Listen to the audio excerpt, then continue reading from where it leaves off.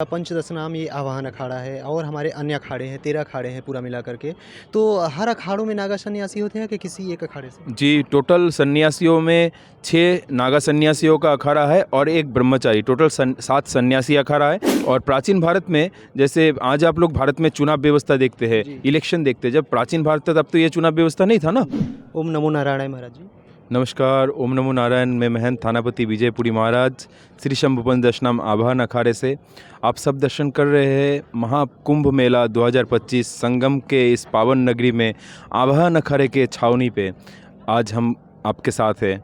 आज यहाँ पे हमारे अखाड़े के इष्ट देवता श्री सिद्ध गणेश भगवान विराजमान है और पास में है धर्मध्वजा के पास में हमारे पंच देवता विराजमान हैं। पंच पूजा के आसन जो काशी में विराजमान रहते हैं। हर कुंभ के दौरान यहाँ पे सभी नागा सन्यासी एवं अखाड़े के जो रमता पंच होते हैं ये यहाँ पे लेके आते हैं। रमता पंच में जैसे श्री महंत, अष्टकोसल महंत, कारोबारी, कोठारी, भंडारी, पुजारी, कोतवाल ऐसे पद होते हैं जो चारों मरियों में विभक्त रहते हैं। जैसे 16 मरी, 13 मरी, 14 मरी और 4 मरी।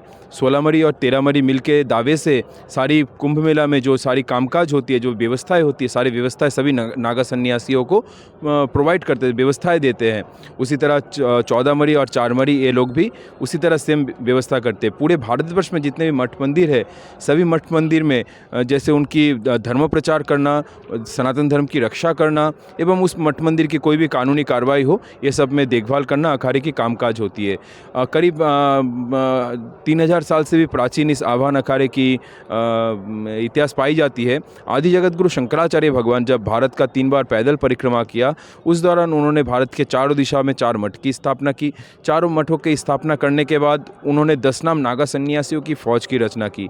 इसके बाद उन्होंने प्रथम अखाड़ा एक निर्माण किया।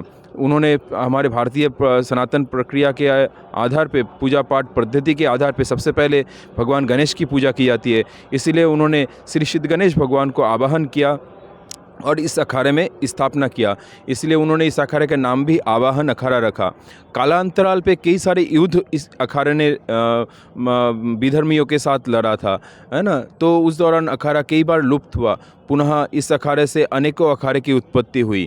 प्राचीन समय में एकमात्र अखाड़ा था श्री पंचदशनाम आवाहन अखाड़ा, जो आज डिफेंस व्यवस्था पूरे विश्व में देखते हैं। पुलिस, बीएसएफ, आर्मी इत्यादि, जब ये प्रशासनिक व्यवस्था नहीं था, जब राजा राजवाड़ों के द्वारा भारत परिशासित होती थी, तो ये व्यवस्था आपको कहाँ से मिला? तो प्राचीन भारत में अखाड़ा के अंदर में डिफेंस व्यवस्था हुआ करता था, क्योंकि हमारे पास नागा सन्यासियों की फौज हुआ करता था। जिस व्यवस्थाओं को देखते हुए आज की ये डिफेंस व्यवस्था बनी। जैसे आज भी अखाड़ा में चुनाव होता है, जैसे मैंने बताया रमता पंच का हर कुंभ में चुनाव होता है। जैसे इस बार भी कुंभ में चुनाव हुआ। चुनाव होने के बाद नया कैबिनेट बैठा। ये कैबिनेट इस कुंभ से लेकर आने वाला कुंभ तक जो व्यवस्थाएं होती है पूरे भारतवर्ष में सारी व्यवस्थाएं करते हैं एवं कुंभ मेला जिस नगरी में कुंभ मेला लगती है वहाँ पे जाके कुंभ की सारी व्यवस्थाएं करते हैं। अच्छा महाराज जी, ये जानना चाहते हैं कि जैसे पंचदशनाम ये आवाहन अखाड़ा है और हमारे अन्य अखाड़े हैं, 13 अखाड़े हैं पूरा मिला करके।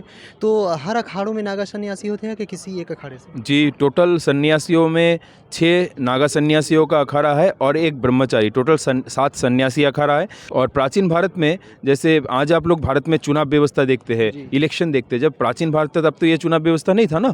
तो उस समय राजा राजवाड़ा प्रशासनिक सारी व्यवस्था देखते थे, राजनीतिक व्यवस्था देखते थे। तो आज की ये चुनाव व्यवस्था, ये प्रक्रिया कहाँ से मिला? तो आज भी हमारे अखाड़े में चुनाव होता है। उस चुनाव व्यवस्था को देखते हुए आज की चुनाव व्यवस्था मिला। जैसे आप लोग लिखते हैं भारत सरकार, मैं कहूँगा ये सरकार शब्द आपको कहाँ से मिला? प्राचीन समय में आवाहन अखाड़े को आवाहन सरकार कहा जाता था। उसी सरकार शब्द से आज भारत सरकार बना। तो ऐसी है प्राचीन अखाड़े की व्यवस्था। आज भी हमारे अखाड़े में कई हठयोगी है जो लोग कभी सिर्फ एक कटोरी दूध पी के रहते हैं, कोई फल फ्रूट खा के रहते हैं, कोई एक ही जगह में खड़े हैं कई सालों से, कोई दोनों हाथ ऊंचा करके ऊर्ध्वबाहु तपस्या कर रहे। ऐसे महान हठयोगी हमारे अखाड़े में आज भी विद्यमान है। और हजारों सालों से इस अखाड़े से कई महान दिग्गज संत निकले जो हमारे सनातन धर्म के लिए महान से महान कार्य करके गए हैं। और हमारे अखाड़े के संत सिर्फ भारत में ही नहीं, भारत के आसपास जितने सारे देश हैं सभी देश में हमारे अखाड़े के सन्यासी रहते हैं। ये छोड़ के अन्य अनेकों देशों में, यूरोप इत्यादियों में भी 7 महाद्वीप है ना, उनमें से कई सारे महाद्वीपों में हमारे नागा सन्यासी वहाँ पे मठ मंदिर बना के रहते हैं।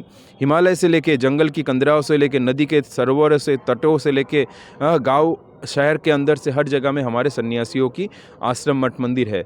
और प्राचीन समय से राजा राजवाड़ा हर राजाओं की राजगुरु हुआ करता था।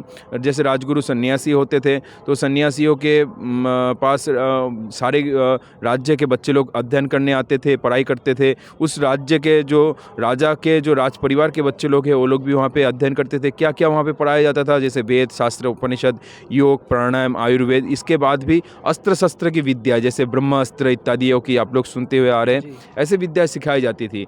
तो प्राचीन समय से हमारे नागा सन्यासी एवं संन्यास जो संत समाज है, यह हमारे जो आज हम संस्कृति हम सबको मिली है, समस्त संस्कृति हम लोगों को प्रदान करके गए हैं।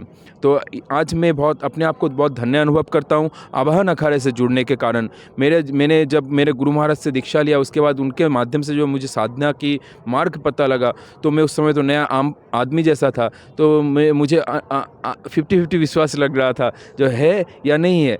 जब मैंने उनके दिखा हुआ मार्ग में चला, मैंने खुद प्रैक्टिस किया, कई सालों तक मैंने तपस्या किया, फिर मुझे उस एनर्जी की अनुभूति हुई। तब से मैंने विश्वास किया जहाँ ईश्वर है और ये सारे विद्या इत्यादि सब सत्य है। तो जो भी आपके चैनल के माध्यम से दर्शन कर रहा है, सभी से मैं ये कहना चाहूँगा, आप लोग अधिक से अधिक हमारे शास्त्र इत्यादियों का अध्ययन करें मन लगा के, और उसके बाद आप कोई भी गुरु महाराज से दीक्षा ले जो सद्गुरु हो। अगर गुरु कैसा होना चाहिए ये अगर जानना चाहते हैं तो अवश्य ही मन लगा के गुरु गीता का अध्ययन कीजिए। गुरु गीता अध्ययन करेंगे, कई बार करेंगे तो आपको पता लगेगा एक गुरु का कैसा होना चाहिए और एक शिष्य का आचरण कैसा होना चाहिए, शिष्य का व्यवहार कैसा होना चाहिए।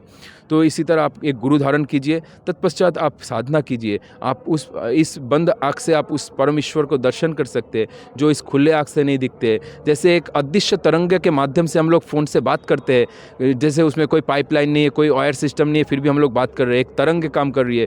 उसी तरह एक अदृश्य वस्तु है जो ये बंद आँखों से दिखने लगेगी, उस परब्रह्म परमात्मा को। ये सच है, ईश्वर सत्य है।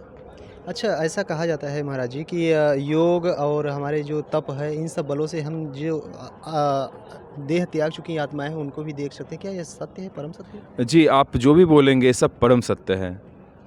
तो ये योग में ये चीज़ पॉसिबल है? जी पॉसिबल है।